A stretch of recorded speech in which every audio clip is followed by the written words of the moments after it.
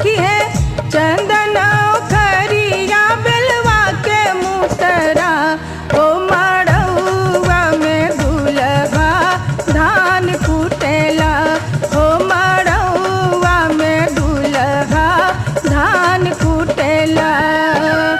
धान कुटेला दुल्हा धान कुटेला सखी है धान कुटेला दुल्हा धान कुटेला दाना पुरानी के बेटा देखा धान कुटेला दाना पुरानी के बेटा देखा धान कुटेला।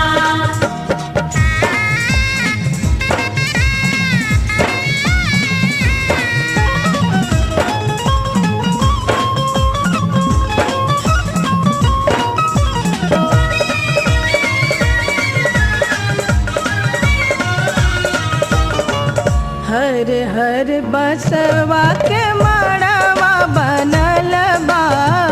हर हर बसवा के मड़वा बनल बा दुल्हा के सूरतिया मोरा मन मोहेला सखी है दुल्हा के सूरतिया मोरा मन मोहेला ससुररिया में दुल्हा धान कुटेला दाना पुरानी के बेटा देखा धान कुटेला धान कुटेला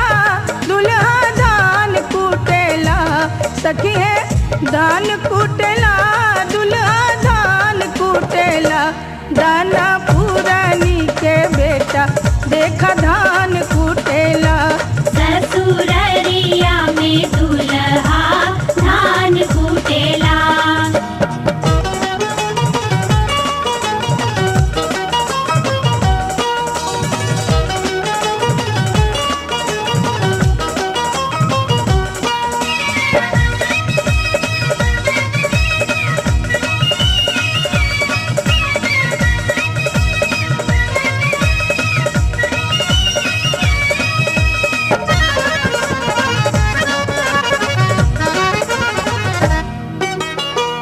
हथवा में बांधे दुल्हाम के कंगनवा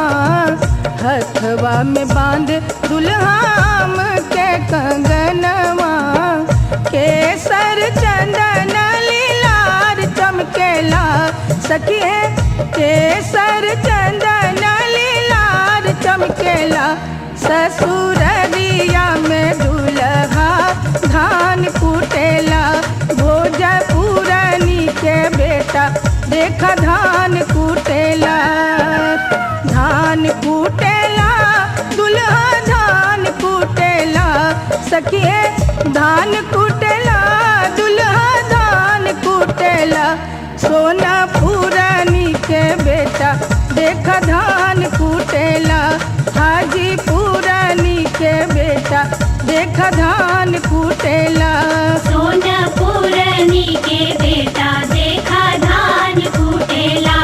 हाजी पुरानी के बेटा